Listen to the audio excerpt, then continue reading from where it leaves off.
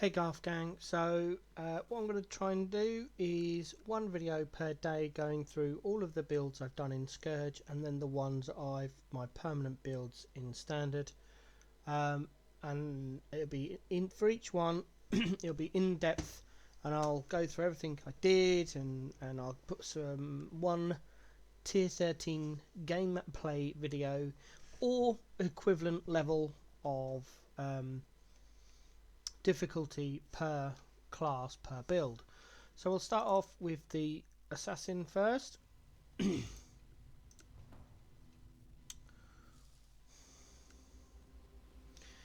we go then. So this one is dressed in cold snap gear as the cosmetics. Everything's cold snap, got synthesis crown attachment with expedition weapon effect, misery footprints and Doomguard portrait frame. No gem MTX, I very rarely use gem MTX. Current gear, we have the Sarjonka's head, which is not okay rolled with the Hatred Mana Reservation node, with Hatred, Herald of Ice, Termination, Precision, all at level 19. Then we have double dual wield Cospreys, again okay rolled. No enchantments on them at the moment. I'm working on getting the right ones from Harvest. This one's got Frostbomb, Frostbolt and Arcane Surge, capped at level 9 but 20% qualityed. And in the left hand one we have Vortex, Hex Touch support and Frostbite. We have a Circle of Fear, okay rolled, with Herald of Ice Mana Reservation, and a Anthemist Ring, which is there purely for resists and the mana costs reduction. Chest wise, we are currently running with a 6-linked armor evasion chest. This should be a triumphant laminar chest, but I couldn't find one in my cost range at the time. As you can see, it's got an okay life roll and triple res on there, and in here we've got power charge on crit, ice nova, inspiration, cyclone, cast on crit and hypothermia. In our gloves, which should be dragon scale gauntlets, again this is just res and life with the correct enchant of reflection on hit when hit. And we have in here our movements, our cast from damage taken, immortal call, blood rage and increased duration, and our movement skill is in our boots, which should be in fact a two-tone boots, but this one just happened to have the right resists, the unveiled mod of movement speed and cannot be chilled with life, and the resists which I needed on there, so that's why they're evasion. The belt, we're running a heavy belt because this build needs a lot of strength and intelligence, so we've got the heavy belt with the elemental damage, increased damage, chaos res, light res and life. And this is why the amulet is a shaper amulet with the items and gems have 15% reduced attribute requirements. That was the stat I needed. After that it was getting on the right base, which is the Agat, and then attribute modifying it up, so we've got more attributes on there, crafted a life roll, and then we put our primal spirit on there. That is not the correct enchant for this build, but again it was getting the strength and intelligence requirement to make it easier on the tree, and the increased mana works well, and the gain 4 mana per hit attacks is irrelevant because we don't use a mana flask. It's just purely the strength, the intelligence and the mana to help us run all of the auras I wanted. So that's the gear, that's the gem setup. Onto the flasks. We have our divine life flask. This should be an internal life flask. It's got the bleed immunity on there. I need to update it. It's not even 20% quality. This is one of the first builds I made during Scourge. This is the correct Quicksilver flask, although the gain 3 charges when hit should be increased duration. Granite Flask, again, it's got 5 charges in here. These will change over when I go into standard. I'll get some decent ones. Because this is an evasion build, it rarely gets hit, so having the 5 charges when hit is irrelevant. I might change it out, I don't know. That's our Jade Flask, and finally the Sulphur Flask. They all run automatically. I hit the Quicksilver Flask once. Apologies for the stuttering, my rhinitis has decided to start, so one of my eyes is continually running, so I can't see out of it. I'm trying to manage it. I don't really want to start this video again. So that's the build, geared gem wise, flask wise.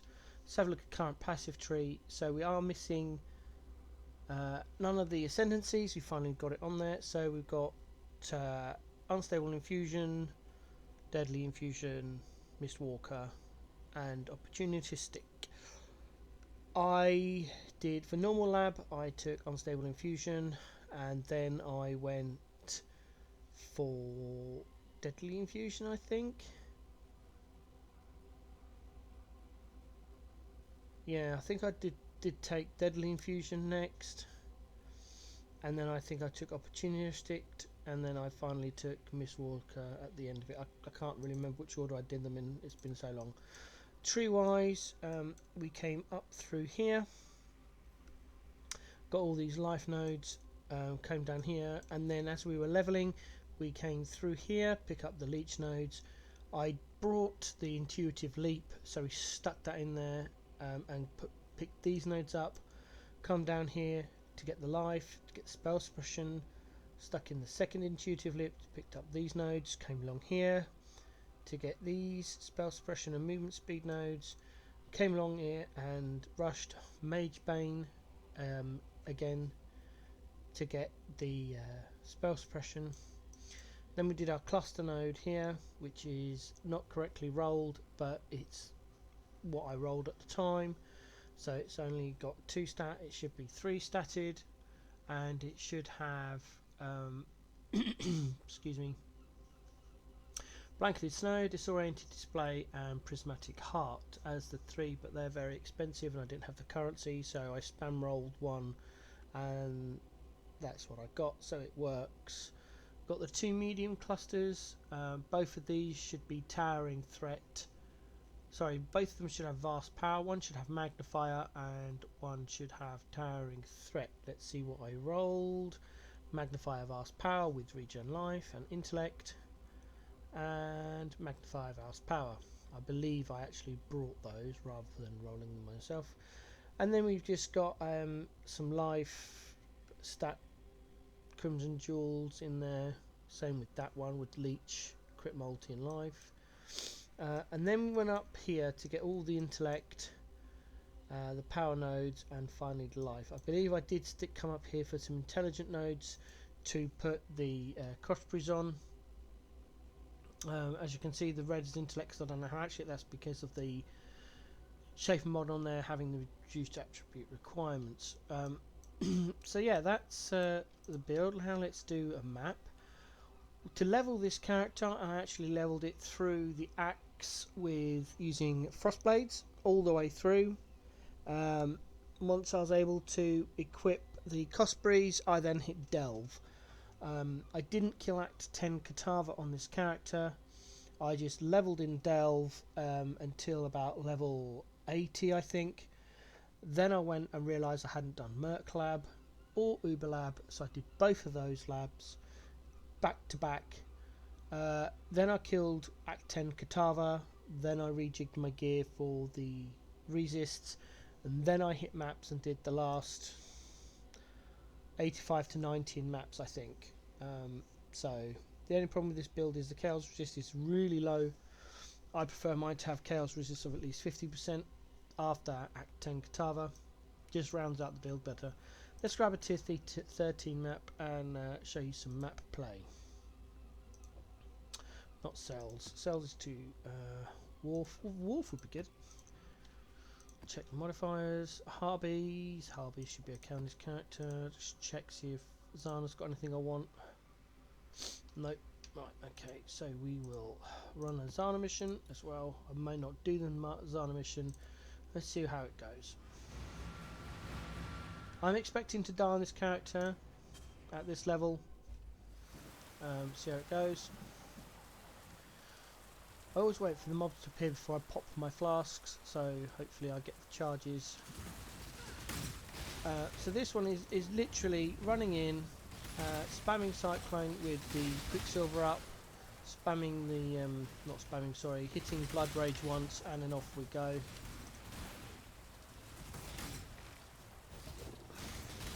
Because obviously this is a level 90 character with very good, well, okay gear. I would consider it very good gear for the type of gear I usually have. Come on, get down there, thank you. I believe I only spent about 3x on this character. I bought both Cospreys for, I think it's about 20 chaos. Threw a divine on them, and I also qualityed them myself, gem coloured them and linked them myself to save money. I am collecting chromatics. I don't have very many. At this stage of the league I start gathering materials I need in standard, so I can run my perma builds in standard, so I generally have a very high level of gear but low level currency filter on, so I'm picking up all of the currency that drops, even blacksmiths and armor cubes, everything like that. Orbs of binding, engineer's orbs, everything gets picked up. Even low level gift cards to get the items I might need. My filter only has really 3 colours: orange, yellow and red. Orange ones can be left on the floor with no big issue. Yellow ones might need look, red ones is don't care what you're doing, go and pick them up.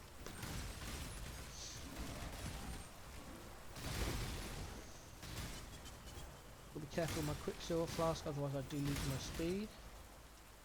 I'm aiming to get 35% move boost on a 2-tone base, or I might even go for a fugitive base to up my chaos res and then get some more res on the boots as well, but that depends on the cost. With Scourgeley kind of shutting down now, it's still doing the boss. Single target damage on this can be a bit lackluster, which is why I leveled the character in Delve rather than through maps, so just easier.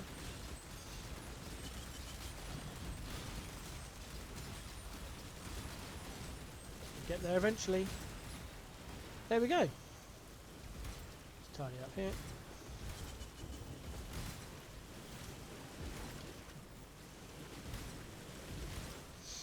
So that's the gameplay. I'll just go and check the Zana mission. It's going to be a bit slower going back because Quicksilver has no charges. With most of the monsters dead, it's not going to get any more charges. So just run back for the Zana mod.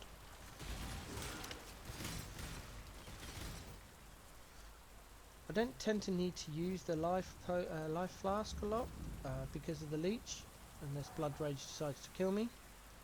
Did that a couple of times in Delve. Oh, come on, Zara. There we go. Once the Blood Rage turns, I'll just hit the life flask and just get the life back up because it's got very low life regen. Checking these Zana mods. No max. No max. Poison on hit curse, and that's there's nothing now I'm going to run. So that's the assassin cast on crit character. I will post an exact copy of the POB below this video description, and then tomorrow we will do the next character. Hopefully this will be a long running series, well, until I run out of characters, that is. See you in the next one.